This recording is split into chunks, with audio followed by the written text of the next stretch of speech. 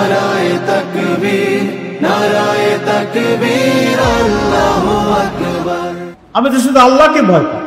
তো যে আল্লাহকে ভয় পায়, রাসূলের হাদিস সারা দুনিয়া তাকে ভয় পায়। তাহলে আপনার ভয় পাবেন? আপনার জীবন, মালিক, সম্পদের দায়িত্ব কি আপনার রক্ষা করতে পারবেন? আল্লাহ যদি চায় আপনি মরে যাবেন, বাসের নিচে পড়ে মরে যাবেন। আল্লাহ যদি চায় আপনার এক পা চলে যাবে, বাসের নিচে পড়ে পা চলে যাবে। এরকম ঘটনা পৃথিবীতে নাই, আছে? তাহলে বাসের নিচে পড়ে পা চলে যাওয়া, জীবন যাওয়াটা ভালো, না আল্লাহর দ্বীনের জন্য সম্মুখে লড়াইয়ে এগুলা শহীদ হয়ে যাওয়া ভালো? কোনটা উত্তম? এটা আমরা বুঝি না। Why not we understand this simple thing?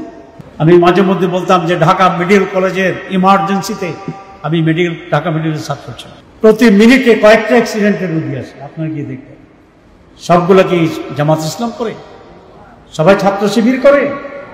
তাহলে জামাত শিবির না করলেও মাথা ফেটে যেতে পারে, পা চলে যেতে পারে, অ্যাক্সিডেন্ট করে মারা যেতে পারে। তো যদি তাই হয়, তাহলে why you are afraid of all this? আমরা কেন? আমরা ভয় ইনশাল্লাহ করব না। আমরা ভয় করব। কাকে ভয় করব?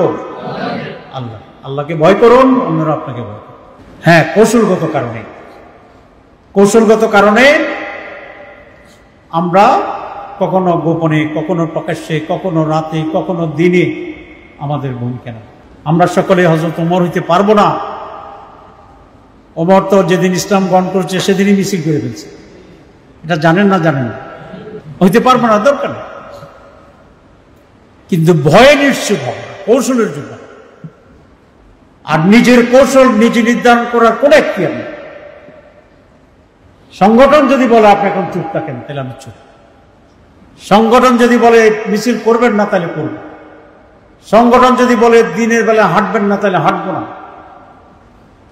কিন্তু নিজে নিজে সিদ্ধান্ত নিয়ে কৌশল ঠিক করলে এটা এক ধরনের ভয়ের প্রতীচ্ছা। একমত আছি না? নাই? তাহলে ভয় আর করা যাবে? ইনশাআল্লাহ, ইনশাআল্লাহ, ইনশাআল্লাহ। আজকে নিজের পুরা শরীরকে খুঁজবেন, শরীরের কোনো জায়গায় জায়গায় ভয় লুকিয়ে আছে কিনা। ঠিক আছে কথা?